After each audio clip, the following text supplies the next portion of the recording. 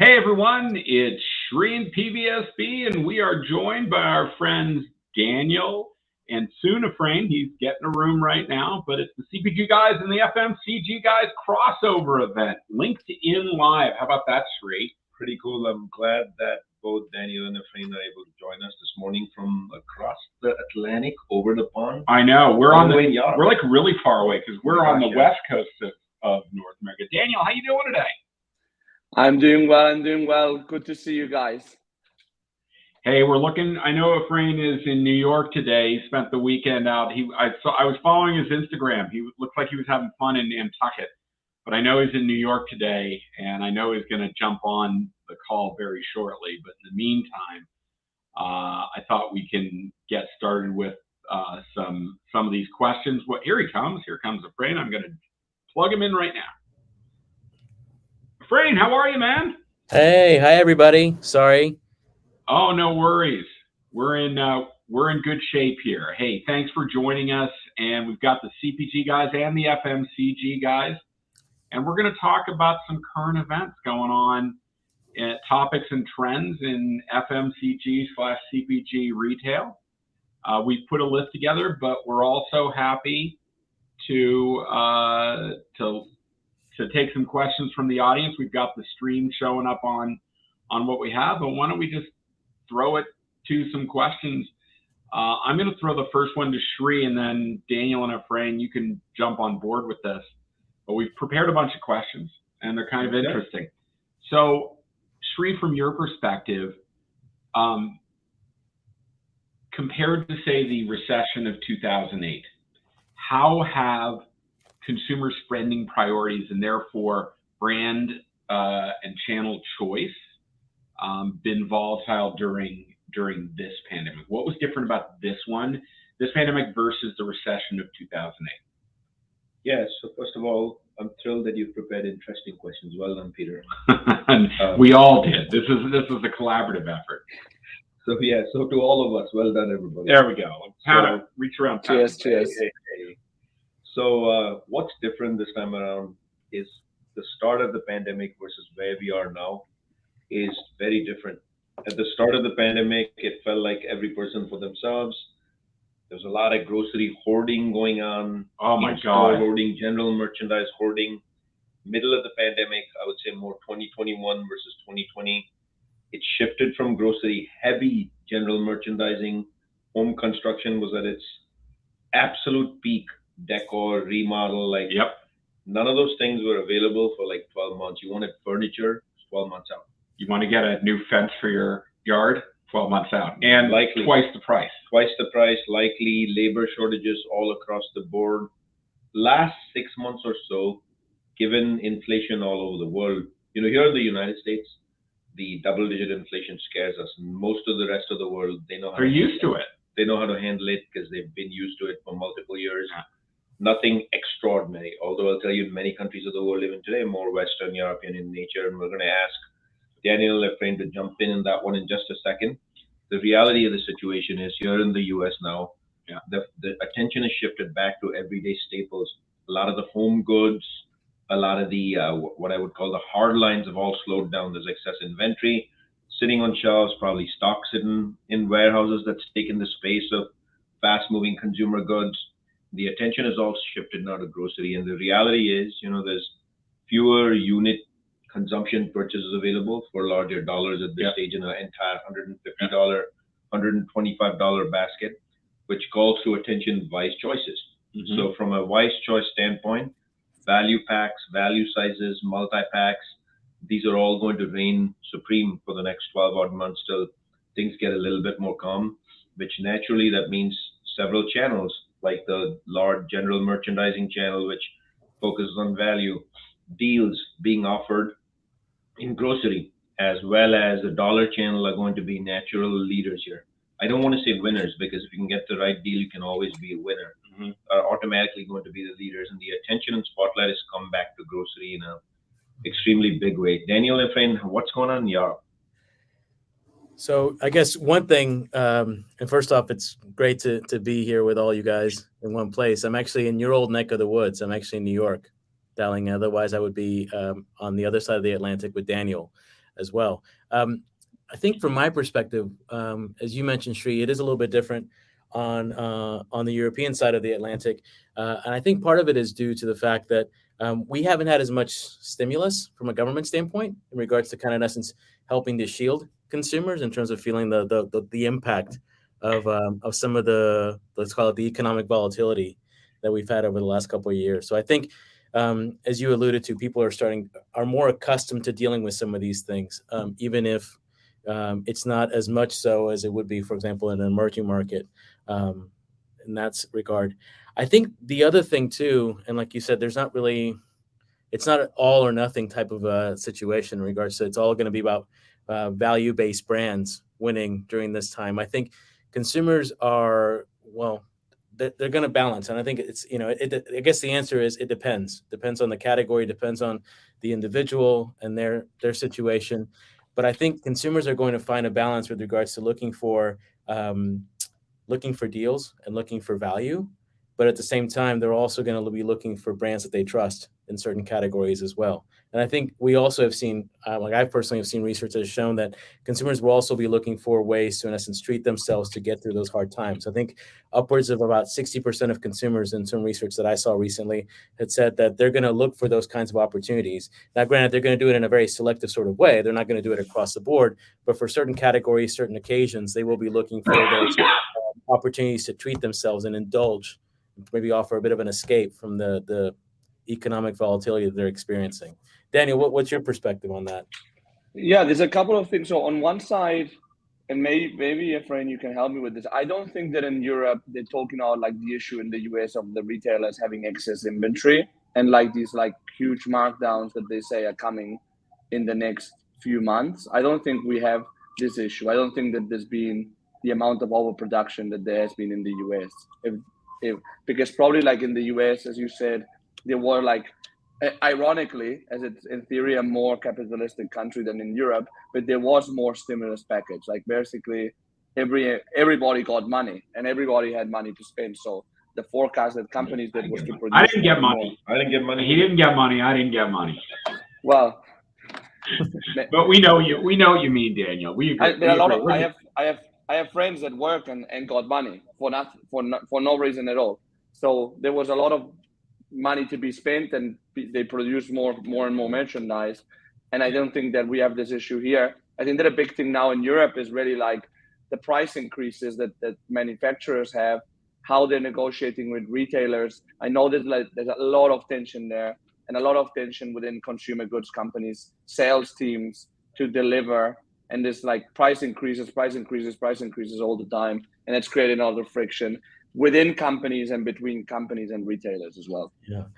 One comment on private that I wanted to mention on value that I picked up from Efrain is private label, right? There was an announcement made by Amazon just on Friday that where Wall Street Journal teased with them exiting large parts of their private label business and also maybe exiting it in entirety, which is a big signal to me that Amazon has tried private label now for a decade, hasn't been able to make it work. It's not making it work, which is strange because the biggest driver of conversion from national brand to private label is positive customer reviews, and they have those in spades, and yet they haven't been able to do it. Yeah. So to me, there's somewhere in there what one of the things a friend said is they're also looking for brands they trust. Trust, yeah. That's the key asterisk coming out there. Yeah. Yeah. But by the way, just to be clear, if anybody wants to give the CPG guys money, we have a Patreon account, patreon.com/CPG guys. You can just send us random amounts of money. We're happy to take it. I don't even know what that means. I'll tell you about that. Some election fund. All right, come on. Let me move on to some other questions. This is a fun one, and I'll take it on first. Does the QR code come of age? So for those of you who live in a cave somewhere, the quick response code or the QR code is something that was developed in 1994 for the Japanese automotive industry. It stood there for quite a long time until the mid-aughts of this millennium when the smartphone was created and everybody thought there would be this massive adoption of QR codes to drive people to content. The problem was it required a separate mobile app to be able to scan it, so it really didn't grow? Has it come of age? Yes, it has. Why? Because two things. One, Apple and Google built QR codes into the cameras, which meant that all you had to do was open your camera app and hover over the QR code, and it would initiate the link to where that QR code is directing you. And with the pandemic and people not wanting to pick up menus or other things like that in particular, it drove a massive amount of adoption. Like in 2010, there were only about 15 million QR codes scanned in the entire world, and now it's probably 15 a minute at the rate we're going. But I'd love to hear how the adoption you see going over in Europe is taking place, guys. Yeah, same. I think that there were two big game changers, I think, that you've mentioned. One was when iPhone or other phones integrated it in the system to recognize QR codes. I remember you used to actually have to download an app to do that, and that was a big one. And then, the pandemic really generalized the use in restaurants and so on. Yeah, I mean, I think just to echo what Daniel said, I think those were the two big game changers. What's interesting to me has been how,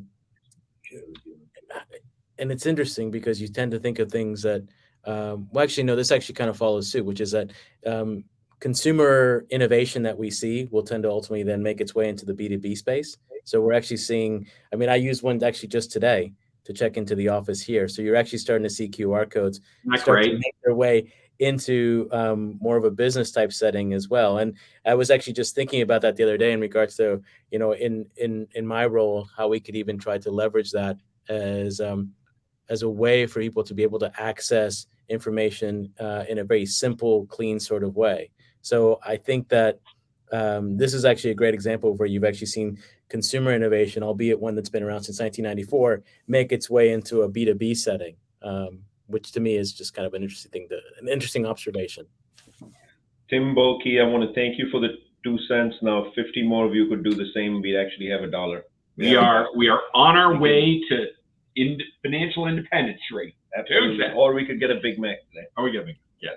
And so one of the QR code experiences that I want to share is actually from a 3-hour window last night. So going to India later this week to see my mom on vacation, I had to get a COVID test. You're such a good son. You're going to go see your mom. It's been 3 years. That qualifies good? That's good. You have to. Good to hear. So I go to get my COVID testing at Same Day Health. Sure enough, it's a QR code. That's how they check me in. Right after that, I had to pick up a door lock with a key from Home Depot. Yeah. How do you do the click and collect process? QR code. Then when you and I were having dinner last night, how does our All-Star Game tickets get delivered? QR code. Yeah. So folks, bottom line message, QR codes are everywhere. As a brand, as a retailer, if you're not taking advantage of them, you are missing out on today's return of a tech trend from 5 years ago. It's like a no-brainer. If you're a brand and you're not using QR codes to build a relationship with your consumers through what's the most valuable real estate a brand has? Your package, right? If you're not able to communicate content and seek feedback and interaction with your consumers by just changing your packaging, doesn't cost nothing extra, right? It's a redesign, but it's not extra to print a package that has a QR code on it versus not. You should be invested in that. It is a great way to get connected. No debate. By the way, welcome Mr. Gildenberg, who's giving us 2 euro cents. But what does that translate? Wait, I think it's euro cents that comes to us, right? Oh yeah, that's right. Oh crap. Sorry, yeah. It goes to the FMCG guy fund. It's exactly the same. It's exactly the same now, by the way. The dollar and the euro, I think for the first time in 20 years or something, it has the same value. Crazy virtually. strong right now. Crazy. Yeah. Good time to go to India. Hey, let me shift. Next question I want to talk about is one of I know it's one of Shree's favorites. I'm sure it is for our friends, Efrain and Daniel. Let's try and separate fad from strategy around the metaverse for consumer packaged goods, fast-moving consumer goods. Efrain, you want to take this first, and then we'll throw to Shree because I know he's probably champing at the bit to talk about this. Yeah, I mean, I think that, like you said, it's a bit of separating the fact from fiction when it comes to the metaverse. And actually, interestingly enough, I had a conversation about this very topic on my train from Boston to New York this morning from somebody who worked in the banking industry. From my perspective, obviously, I think a lot of us who work in CPG and FMCG are paying a lot of attention to the metaverse in regards to wanting to understand what is the role that our brands can play in regards to, I would say, both brand building, but also commerce as well. And I think that the latter is probably the one that we're obviously a little bit further from in terms of being able to really, let's call it, really articulate that in a very good sort of way. I think from a brand building standpoint, I think, it's very much, the same way that you would think about the physical environment, which is like, how can we make sure that we are occupying some sort of space so that we're engaging with consumers where they're at. And, the conversation I was having on the train this morning, both myself and the individual I was talking to are of a certain generation where, we can't quite grasp that virtual world as well as our offspring probably do. But that being said, just because I don't personally grasp it or understand it doesn't mean that I can't recognize the potential that it has for another generation of consumers. Bravo. So to me, I think it's both those things. It's like we need to understand how we can, what is the role for brands in regards to building their brands in this virtual space, but then secondly, thinking about, how do you do virtual to physical commerce and vice versa, right? It goes both ways. So I know that, the people that I work with, we're paying a lot of attention to this. I think, I guess, again, going back to the question that you asked at the beginning, which is separating fact from fiction, what I would caution against is just creating NFTs for the sake of creating an NFT, unless you've got a real clear business case in regards to what it's going to help you do, whether it be around brand building or whether it be around trying to drive some sort of commerce. I would tell you to, in essence, kind of take a pause and really examine it through both those lenses. Sure. My positions always remain the same, Peter, and it won't change even today. The most important statement that a friend made is our generation is uncomfortable with this because we're used to physical. We like to touch, feel things, and that's why we went in store, we picked up brands, put them in baskets, and we curated baskets. E-commerce for our generation was hard enough. Digital and omni-channel was hard enough to the point where we're still evolving. We're still in many sectors and many places still trying to tell people and convince people that e-commerce is important, which drives me crazy some days. But that said, there's no MBA school or management 5104 classes in any institution that's teaching metaverse as of 2 years ago. And so asset managers don't like the metaverse. They don't like Bitcoins because the training just doesn't exist. So what happens is often the entire crypto market and the corresponding NFTs get a very bad rap because the training doesn't exist. But Efrain eloquently just said, just because we don't get it doesn't mean another group of people can't get it.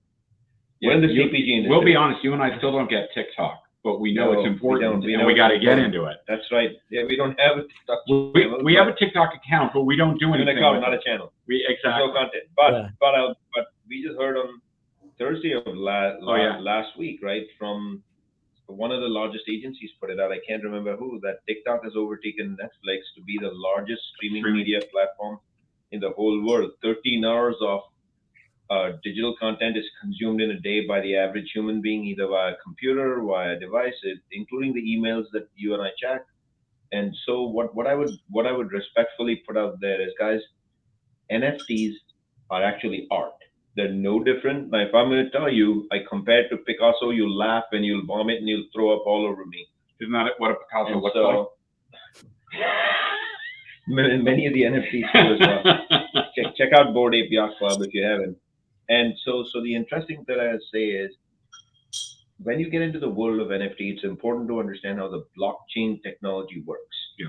And to me, the fact that NFTs are controlled by blockchains and that blockchains cannot be cloned, it eliminates duplication and fake art completely. That is a big freaking deal. There are fake Picassos lying around over the world that constantly get into fraudulent problems. Yeah. You can't make a fraudulent piece of art in the NFT world. That's a good point. Now let's move to Metaverse for a second. Yeah. So I'm paying attention to the NFT world for sure. It's here to stay. It's going to be sticky. Each brand has to discover its purpose, why they put it out, and create value. The most important word to me in NFT is creating value, as a friend pointed out. And those that can find utility with NFT, that's the way to go. The second piece of that is the metaverse, right? 10 years ago, 12 years ago, whatever it was, until iPhones came in 2009, if somebody said 13 hours of our day would be spent on a device, we'd have all thrown up against that too. Well, guess what? We're all living into it, and our entire generation has adapted to it. There's no doubt in my mind the metaverse is here to stay. Brands have to find again purpose. There's real estate in the metaverse. But until virtual reality becomes a, no pun intended, reality, Oculus has become the way of life. The metaverse is not going to take off in any spectacular form. And to date, I don't think anybody's cracked the code of virtual reality being economically an advantage for any retailer or brand, any vertical sector, including some of the sectors like construction, I think. Yeah. Now they're talking about, can they leverage the metaverse for deep sea oil drilling for repairs instead of sending human beings there 3 days late and causing oil spills? Maybe that'll be the direction that changes everything, but I'll look forward to it. But pay attention, folks. Hey, let me move to your favorite topic, Sri, because I kind of jumped over this, and I want to make sure that we get to cover it. Oh, boy. Everybody who listens to our podcast knows it's retail media. That's Shri's favorite topic. So I want to know from you, Shri, it's exploding. It's exploding, and the question is the more and more we talk to brands, this whole concept of, is it trade versus brand spend, is blurring. What are your thoughts on retail media? And then we'll throw it over to our friends, because we want to hear what's going on over there. Great decade-old industry question, which still gets wild swing answers. But first, I want to point out, Peter, we've started a new group, a LinkedIn group called... we got a new one? Yes, Retail Media Professionals. Retail people, go to LinkedIn, enter in the search box Retail Media Professionals, and join the group. It's a community of people who are focused on retail media. Absolutely something we should do. But go ahead. This is a topic that I'm sure is going to get discussed in that group pretty often, right? But again, 10-year-old position, it's not going to change, because I deeply believe this is factual. I'm one of those that very early up in 2015-16 worked with FASB, the Financial Accounting Board of New York, Price Waterhouse, who was a then auditor for Johnson & Johnson, to classify retail media as media. Yeah. It needs to be part of a media mix. Hear my words carefully. A media mix, which makes it part of media. Why? Because if you think of retail media as trade, you're only thinking lower funnel activation. Yeah. You're forgetting about all the wonderful other things that media brings with it, which is consumer acquisition, drawing attention to your brand, building brand equity, middle of funnel, which is browsing, trying to find the right product, learning about your brands. So in my eyes, it's always retail media is 100% media. It needs to be planned as part of a media mix, the ongoing annual mix. Thoughts, guys, across the pond? So I'll start, and then Daniel, please feel free to jump in. My observation on this has been that we're still I think we're in the early days of retail media over on this side of the Atlantic. I know that CPGs and FMCGs are obviously paying a lot of attention to what's going on in the US market as people like Carrefour and Tesco start setting up their own retail media networks. But it's still early days. And I think that with that, perhaps companies or brands on this side of the Atlantic might benefit from, like you said, Shri, the last 7 years, 6-7 years of that whole discussion around trade versus media discussion. I can speak from my own personal experience that the people that I work with, we're still having that conversation. And interestingly enough, I think the situation that I see is that it is being incorporated into the media discussion. What we're trying to do is help them to be able to understand what is the business case in regards to almost like using it to help demonstrate the value of some of the big partners in this space, like for example, like Amazon, in terms of like almost. And this is another question that I know that a lot of brands are coming up against, which is like, how do I explain the value or how do I justify the value that Amazon brings? So thinking about Amazon not solely as a retail channel, but really thinking about it from a media perspective as well, and trying to, in essence, use that to help them be able to secure the appropriate amount of investment to really kind of, in essence, accelerate how you're using Amazon and how you're seeing Amazon as a partner. So that's my observation. Daniel, I don't know what your perspective is in regards to what you're seeing in terms of people you're talking to. Yeah.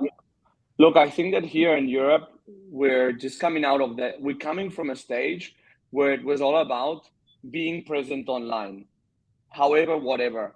It was being present, having your products in the store online, and that was basically it. And now we're entering a stage where in the US, I think we've been there for longer, which is how do we actually optimize that online experience, and how do we, if you like, what does best-in-class online presence look like? So it's not only about the presence, but it's about how you're presented and all the environment that you're creating for your brands online, which wasn't a discussion before, really. Couple things. One, I would say to close this topic out, where the budget comes from is less relevant than is their coordination, because you do have to think about it holistically. And second of all, we talked last week to the retail media team at Albertsons Media Collective, one of the largest grocery retailers in the US. And they confirmed that retail media is no longer just on-site media. It's on-site, it's using off-site capabilities like the trade desk to target programmatic advertising using longitudinal purchasing behavior, and it's in-store. So it's coordinating all of those to create an omni-channel experience. For the next question, to my friend Sonny Neely, who I met at Coca-Cola years ago, thank you for joining the Retail Media Professionals Group. If you look in the chat, you'll see a hyperlink to it. Please join us there. All right, this question is going to you, Daniel. The war on talent. There's, with a low unemployment rate and a huge demand around digital commerce capabilities, everybody's fighting to get everyone from salespeople to engineers. Like I heard a stat that every computer engineer has 4 job offers. Like that means from the company standpoint, you got a 1 in 25 chance of getting that person to accept the offer from you. So what are you seeing from a talent perspective around this space?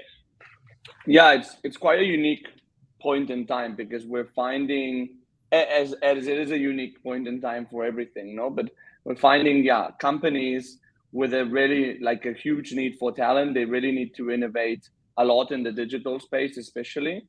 But this is coinciding with a time where there's a lot of uncertainty in the future. So people are also very wary about the decisions they make. We have new elements on the table that are like mobile working, for example. Like, what is the policy around that? What's the policy around location?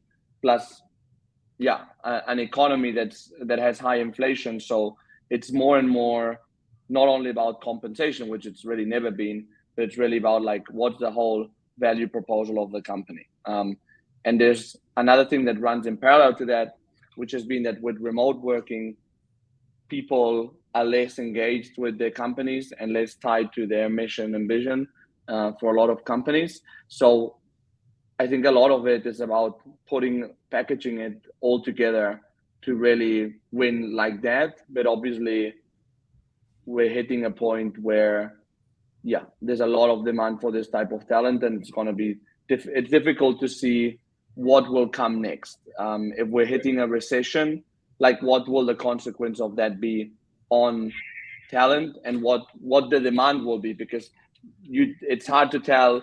Like, it's difficult to see a scenario where this war on talent goes less and less, because at the end of the day, even if we go into a recessionary context, the digital channel will still be growing, and the industry will still be changing at lightning speed, and that type of talent will still be in demand. To give a bit of a summary. First I want to thank Justin Anderson for joining the LinkedIn Live today. Thanks, man, for being here. Feel free, folks, if you're on the LinkedIn Live, feel free to chime in here with comments, ask us any questions you want to. That's the whole purpose of doing this, is so that who's the Gildenberg guy? Have we heard of him? Never met him. Never met him before. Go ahead. He's the CPG guy's all-star. What is he touching? Close to 10 episodes now? Yeah, we need to give him 2 jackets, not just 1. two jackets. Yeah. And so back on talent, just a humble opinion these days, man. It's more of a advice to brands. And when I say brands, retailers are brands as well. Yes, sure. It's any company, right? This is a tough period for sure. And you think you just gave a statistic, engineers are getting 4 offers, things of that nature. At the end of the day, you got to believe in the strength of your brand. Brands were built over decades and over the course of time, right? If someone has really made a choice to go test their water somewhere else and it's purely for the sake of finances, it's their choice at the end of the day what they want to do. You got to do your best to retain your top talent, your critical talent. But my humble advice to people is if someone really wants to go test the water somewhere else, give them a chance to do it. Don't block them. Don't be the one that says there's only one way or the highway. Now, I say that very respectfully. Again, I'm asterisking it, but you have to protect your key talent because they're probably contributing to brand equity in a way that even I can't describe or eloquently say in a few sentences over here. But again, now is the time for people to explore, folks. Indulge. But, most of the times you're going to learn that the brand equity you're attached to is probably a life marathon and a run because you've already invested time there. All right. Next question is going out specifically to Reagan Burns, who is a new friend of mine, and she made the reference that Sri and I do need to just start making TikTok videos, and we'll pick it up. Absolutely. Let's talk about Q-commerce. Wait a second. Is this where Brian Gildenberg's comment, I'm supposed to say your money don't jiggle jiggle? Exactly. That's the one. So let's talk about Q-commerce. What is Q-commerce? Q-commerce, we're educational here, right, Sri? Quick commerce. It means quick or immediate delivery. So we're talking about not 2-day delivery or same day, it is same day, but it's like same day, very soon delivery. So let's talk about going from growth to profitability. Growth has not been a problem. Profitability has. What have we seen? We've seen GoPuff announce they're cutting 10% of their workforce. We've seen Joker pulling out of North America. We've seen Gorilla having problems. I'm gonna give you my thoughts on this, and I've said this on a previous LinkedIn Live session. Who was it that absolutely said we need 20-minute delivery? Because I don't necessarily think the consumer demand for this has really been there. I think people are happy with certain levels, but this rush to be the first one to get it to you there as quickly as possible, and then not charge sufficiently for it. Peter, the only asterisk I'll put on that is I, for one, agree with you that when you're doing pantry loading and shopping, the 20-minute delivery rule doesn't apply. But yeah, let's say it was the middle of COVID, a year ago, and you needed a COVID test. Yeah, you were sick. You just wanted that thing in like 2 minutes, not 20. So there was a use case where all of the companies that you quoted really started building up 15-minute delivery, etc. Then there's another one, which is late night snacking. That's what's more intriguing to me about GoPuff. It was never the immediate delivery. It's that more than 40% of their business occurred between the hours of 9 p.m. and I want immediate snacking. That's the change. That's right? different. That's, to me, those are need states for that. Yeah. At 6 p.m. in the evening to get grocery delivery, unless, the only application I can think of, which, remember, e-commerce as a globe, we haven't figured out basket shopping yet for e-commerce. Yeah. It still tends to be individual products, but, it's 6 p.m., you're driving back from work in a previous world, you want to cook a certain recipe, and there were 7 ingredients in it, 1 click, buy, get it delivered in 15 minutes, makes sense. But now we're not driving to work. So I, for one, do not believe outside of those 1 or 2 need states, there's a quick delivery need. But I'm very curious to see what Efrain thinks out in Europe. So it's interesting, Sri, that you asked. So the neighborhood where I live in Amsterdam is a hotbed for these the quick commerce players. I think I have within a 2-minute walk of my apartment 4 of these different players who have set up dark stores. And one thing that Daniel and I have talked about, and I'll just make 2 observations on this. One from more from an operational perspective is that what we're seeing in terms of cities like Amsterdam, and I think Danny, you said you've seen kind of the same thing in Barcelona as well, is that some of the the neighborhoods and the people who live in these neighborhoods have in essence said, the amount of street noise and the inconvenience and traffic that some of these quick commerce players are causing in these local inner city neighborhoods isn't worth it, right? So to your point in regards to, is the consumer need outweigh some of the costs that come with these quick commerce players? In fact, in some cities, and I think Amsterdam is looking at this, and I think Barcelona maybe as well, they're actually saying like, no, we're just not going to allow you to, in essence, like have, run roughshod through our neighborhood and, be making noise at all hours of the night. So that's one thing. And secondly, the thing that I would say is that, to your point in regards to the need states where these play really, really well, I guess for me, one is that how is some of the current economic volatility that we anticipate seeing over the next year or two going to impact some of those need states, right? So are we going to see a shift from fewer of those fill-in trips to people being more deliberate and more planned with regards to their shopping missions? And then I guess on the other side of that would be, the one thing that the quick commerce operators have as an advantage with in comparison to, let's say, call it more traditional e-commerce, would be that it is truly the best way to be able to satisfy or to satiate impulse, right? Because you do get it in 20 minutes. Whereas like if you do traditional e-commerce, I feel like a lot of brands are still trying to, like you said, Shri, trying to crack the code with regards to how do you drive impulse online, right? At least with quick commerce, you're able to remove one of the barriers, which is saying, speed to delivery or speed to consumption. So, to me, I agree with you. I think that the need states are fairly limited, and I think we might even see them be more constrained over the next couple of years with regards to the economy. I'm going to add one more comment on this that I think is particularly positive about just the Q-commerce and delivery in general. The proliferation of delivery has had a very positive effect on what is otherwise considered to be a detriment to our society, and that is the existence of food deserts. If people aren't familiar with the term food desert, there are certain areas, particularly economically depressed areas, where big retailers with fresh food and what have you are not currently available. They don't have stores in those locations. I'm thinking like, way up in Harlem and in certain areas of South Central LA.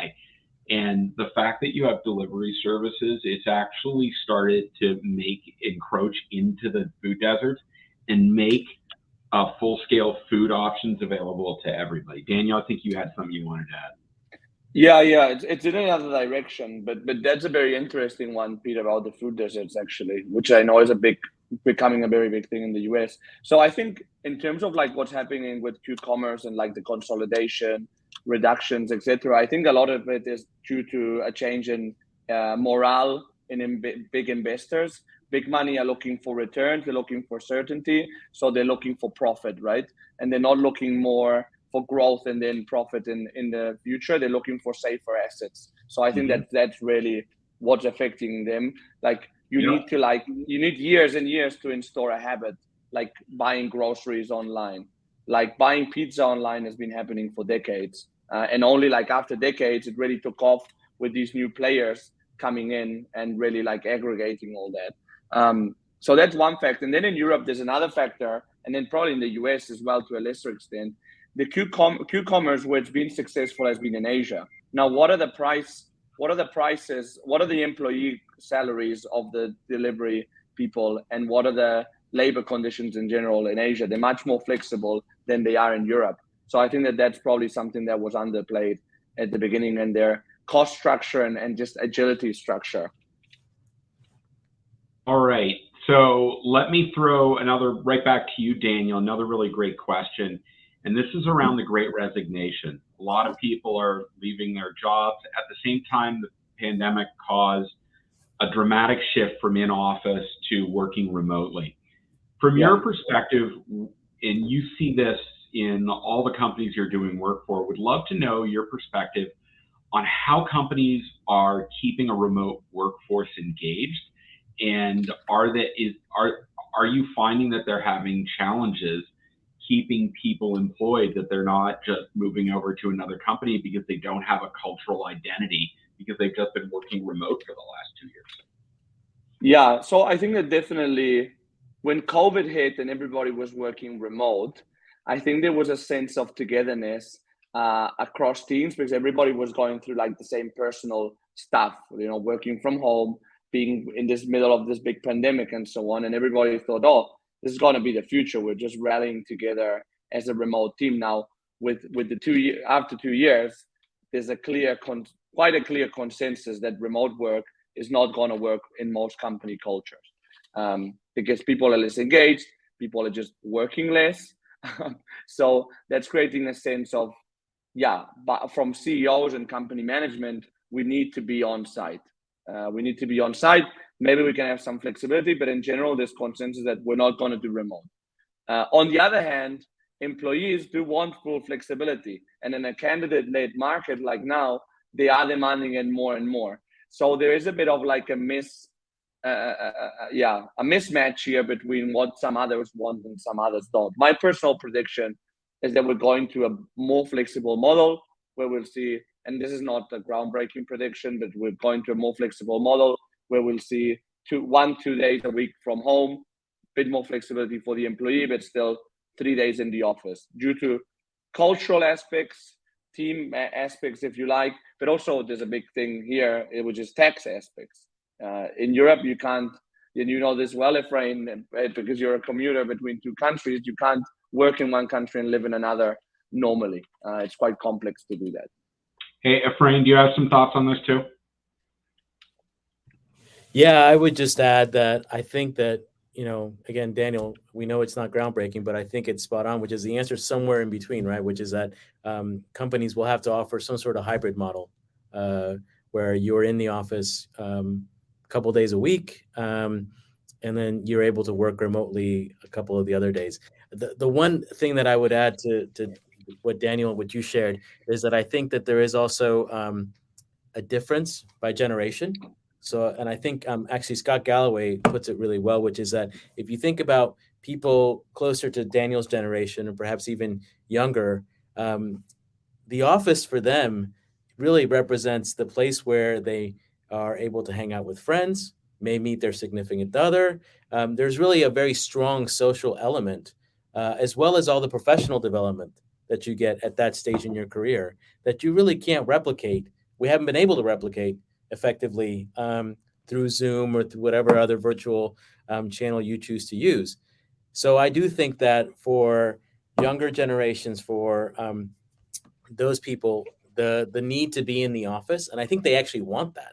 I know that I've personally been able to observe some of that in some of the workspaces that I've seen, which is that, they're eager to get back into the office to be able to get some of that socialization that they've been, in essence, kind of without for the last 2 to 3 years. So to me, I think there is going to be some hybrid flexible model that companies are going to have to adopt. And, I think my observation is I think the companies that made broad, let's say, proclamations saying we're going completely virtual have now had to, in essence, kind of walk that back a bit, which I don't think is necessarily the best look, to be honest. That's just my own personal opinion. Well, let me build on that. I'm going to tell you a story that a man who used to work for me at a prior job told me that he hired someone remotely during the pandemic. And now that his company has started to open up the office to come back in and work, they were having a big team event planned. And he went to his manager and asked her, hey, I want to bring this person in for the event, to which she said, hey, we hired them remote. They should expect that that's the way it's going to be for them. They have to be remote. And I just thought, if you want to be that much of a Luddite and you don't appreciate the fact that this camaraderie, to what you talked about, is that face interaction of being there in person, if you think like you're going to punish someone because they were hired remotely, they didn't move to wherever the company headquarters is, and that's their fate and their plight, you shouldn't be in a leadership position. But Sri, what are your thoughts on all that? I like the word. The fun part about doing this with Peter is every episode I gain a new word. Today, right. Today's Luddite. I'm going to use that. I'm going to try using that at home today. It's one of my. Don't use that with your Kavitas. Can hurt. Try with clobber you. Try with that. So I actually joined the new corporate culture in the middle of COVID, right? And I can tell you, my employer has gone out of their way to figure out how to make all this work. They've done a fantastic job. And those that I encounter in the industry, whether it's retail, the smallest of retailers, largest of retailers, mid-tier retailers, other brands that we engage with here on the show, right? They've all done a fantastic, fascinating job of figuring out how to get company culture preserved and growing during COVID. The part I do worry about, which has already been pointed out by Daniel and Efrain, is the younger generation. We've had the luxury, you and me, Peter, Efrain, you probably, multiple decades of being part of corporate cultures, seeing each other face to face, building relationships, and knowing our brand equity inside out as a result. And I do fear for the younger generation if they don't get that opportunity early on in their careers, the first time starters coming out of college 5 years in, truly will they be able to understand and sustain brand equity and run the marathon like many of us have did? And what the outcome of that I fear is people wanting to switch jobs every 3 to 4 years because they don't have a sense of belonging. That brand equity belonging as a magnet goes away from them. So they're like, yeah, whatever, I'll go after 3 years. What I'm going to chase is not a career. I'm going to chase immediate finances. All right. So we have a whole lot of other questions that we queued up.